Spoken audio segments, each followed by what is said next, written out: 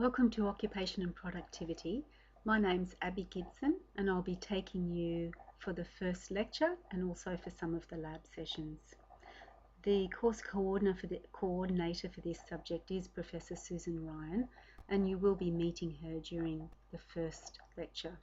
We've put this short PowerPoint video production together, getting started, just to orientate you to the course and to overview what's required from you, but also to help you get the most out of doing this course.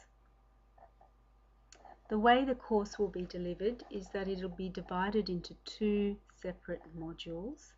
Module 1 will focus on vocational rehabilitation, and we've weighted that more heavily because there's a lot of occupational therapists working in that area, particularly in the Hunter. And Module 2 will focus on productive occupation beyond the scope of paid employment. For example, people who may be moving into retirement, or it may be people who have a significant disability and are unable to engage in open employment. The learning objectives for this course, firstly, the first 4 of them focus on vocational rehabilitation. So we want to be able to prepare you to work in this field. So you'll be looking at what is productive occupation and the relationships between the worker and the work environment, but we'll also be taking you through how you assess a client who's had a work-related injury or is entering the workforce for the first time, and then how you would plan an intervention process and evaluate that. We also will be asking you, hoping that you will learn more about what productive occupation is for people who aren't engaged in paid employment. So this could be beyond traditional areas of practice into more emerging fields. And of course, we want you to consolidate your communication skills, and you will be doing this via a written report, which will be one of your assessment tasks, but also through your communication within your group. So, as we've said, Module 1 will focus on vocational rehabilitation. So we'll be taking you through theoretical frameworks of occupational therapy within this field and looking at what are the best standards of practice based on the evidence and the types of organisations that you may be working with in this area, as well as particular OT skills that you will need. In Module 2, we'll be focusing beyond paid employment and asking the question, what is productive occupation? And is it something that is reasonable that we should be saying all people need to engage in some sort of productive occupation? So we'll be defining what these might be, but also looking at the different types of productive occupation that people are engaging in and how occupational therapists can support that. In terms of your assessment tasks, there's 3 separate assessments. The assessment for Module 1 will be a workplace assessment report. Now that does cover quite a few different aspects, and although there's a lot of information that's contained on your Blackboard site under assessments that looks at how you would write that report, the scope of information that's required, and also an example, we also ask that you keep in mind that there's a lot of information that we'll be presenting to you both in the lecture and the lab sessions that will add to that. So perhaps rather than jumping into that straight away, wait till we start to deliver that information so you know exactly what you're doing. In Module 2, you'll be developing a group blog, and we haven't yet uploaded all that information, but we'll be doing that over the next few weeks.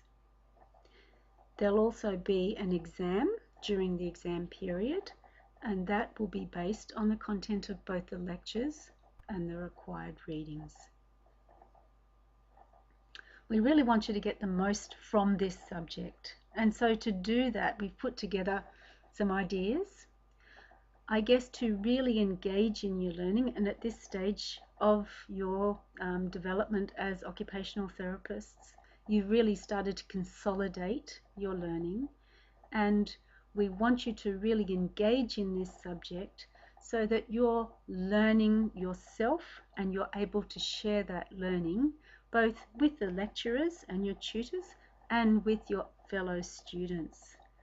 So to do that, you really do need to prepare. Now, we've embedded a lot of course information into the different modules on your Blackboard site, and we ask that you read those prior to coming to lectures and tutorials so you're ready to share that information, to discuss and reflect on it with your group. Now, that really requires you to plan your time so that you come prepared and you spend time before attending those sessions, reading through those articles, talking through them with your other group members perhaps, and feedback and giving feedback to each other. Now that will enable you to really broaden your learning and your thinking and engage in what you do. We also would like to have some sort of group discussion forum. So we've set up a discussion board where you can ask questions and we will endeavour to answer those, but also we would ask that you answer the questions that your peers post. And of course we ask for feedback about how you're going within the course and how you're coping with the requirements of the course and the assessment items. This course is perhaps slightly different to other courses you may have done in the past, in that we've tried to introduce more online and blended learning. So what that means is that you really do need to make good use of your Blackboard site. So in Module 1, we've tried to embed a lot of resources within that site so you can access them.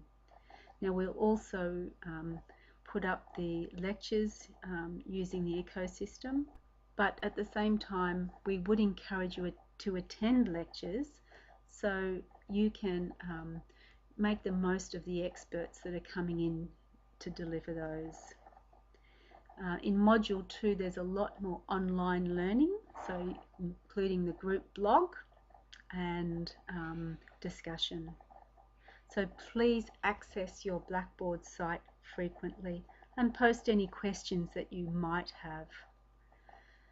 If you haven't already done so, please enroll in your lab sessions, and the information for those are up on your Blackboard site. We want your feedback. So it's really important to us that you keep us informed about how you're going. And if there's any issues that you're having, please either email Susan or email your tutors or talk to them during your lab sessions so that we know how you're going. We also encourage you to complete your SFCs and your SFTs during this semester. Now this course has been restructured based on the feedback that we've had from students in the past. So we hope that we've enhanced it, and we really hope that you have enjoy your learning and you make the most of it.